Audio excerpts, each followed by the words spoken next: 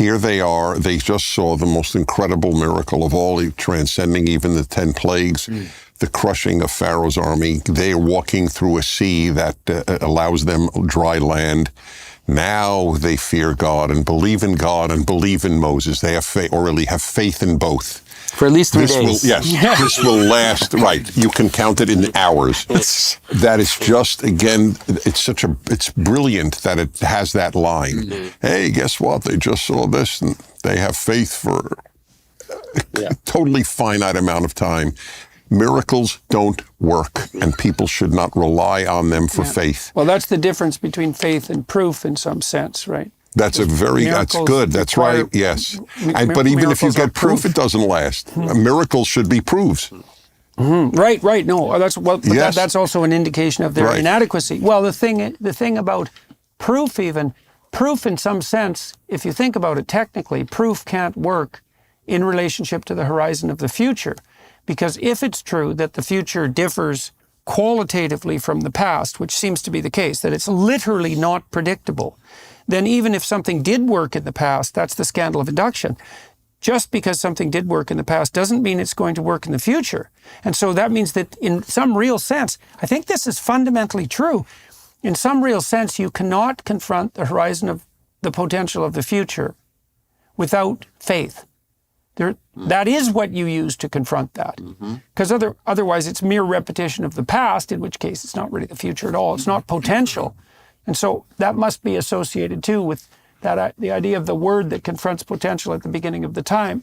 That's truth serving love in some sense, but it's also got to be something like faith in the ability of potential to bring forth the order that is good, because you never confront it otherwise. And so science, the natural sciences need a degree of faith, a degree of credence when you're trying to sort of make predictions, and a scientist is trying to make predictions and apply hypotheses. You're right. There is. Well, the faith would be that which corrects your prediction, because maybe you'd like your prediction to be true, but even more fundamentally, you have to believe that the transcendent object that corrects your presuppositions is good, and that making contact with that serves the good. Yeah, and governed by regularities and patterns and life-giving orders. Well, otherwise you'd think more like Prometheus, right? You'd think, well, we don't want to make contact with the transcendent object as scientists because we'll be presumptuous and it'll just destroy us. Like you could easily, and there's some reason to think that way because God only knows what you're going to discover scientifically, but that isn't how scientists orient themselves. They think, well, we're following our internal logos and we're making contact with the logos of the world. And if we do that diligently and ethically, then the result will be good. That's a replication of the biblical pattern. Why secularists never have a view of freedom, because cause and effect is always looking back. Right. And you can't look forward to the scientific method. Yeah, well, the thing is, in some sense, at that point, science devours itself, because I don't think there's any credible scientific evidence that we're deterministic. And I think there's a fair bit of credible scientific evidence that not only are we not, but we can't be, and neither is the world. Well, it's more that there couldn't possibly be scientific evidence that we are free.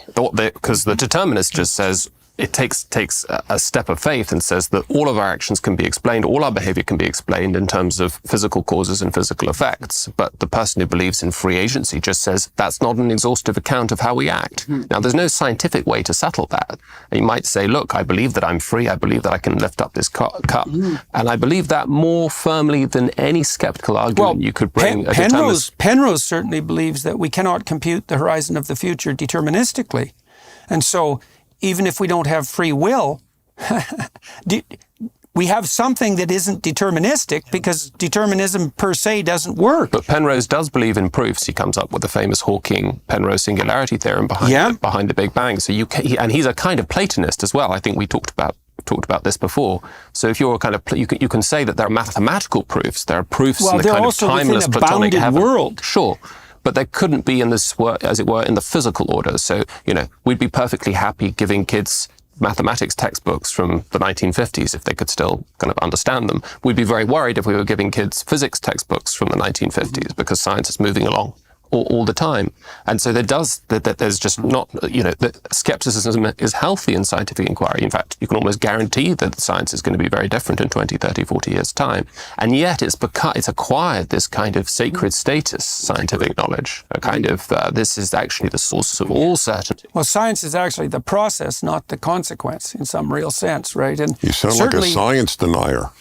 Well, certainly. Well, one of the things you learn, Thomas Kuhn pointed this out too, is that it's you cannot teach people to be a scientist you cannot teach a person to be a scientist by teaching them scientific doctrines or scientific facts. Because people like to think of science as a collection of facts, but if you look at how science is practiced, it's actually primarily a system of apprenticeship. So you go into a lab with a scientist who's a practitioner and a researcher, and you learn in an embodied sense how to conduct yourself as a researcher. And most of that, some of it's technical, some of it's administrative, but a huge part of it is ethical. And that's especially true on the statistical front, because if you don't treat the revelation of your experiment 100% ethically, you won't discover anything that's real, and you'll warp your career in the scientific enterprise. So fundamentally, what you're apprenticing in is an ethic of humble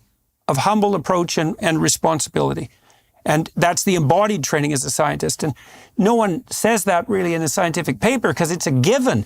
But it's not an obvious given when you start to think about it philosophically. This is also the thing that Larry was bringing up last night about teachers being taught teaching methods rather than having a philosophical basis from which to teach.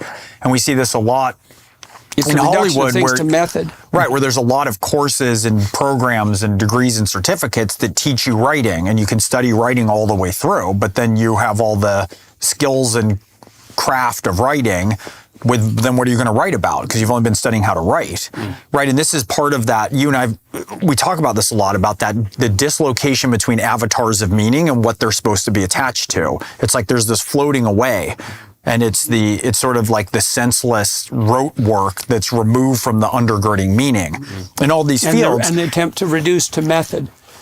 Well, in the ethic you talk about, one of the maddest, maybe the only time my father got mad at me academically was in early high school, and I was like debating, like fudging some results, exhausted at like 2 a.m, and nothing was working in a science lab. And he was like, he was mad at me with the full fury of his Hippocratic oath as a physician. It was like, you don't do that.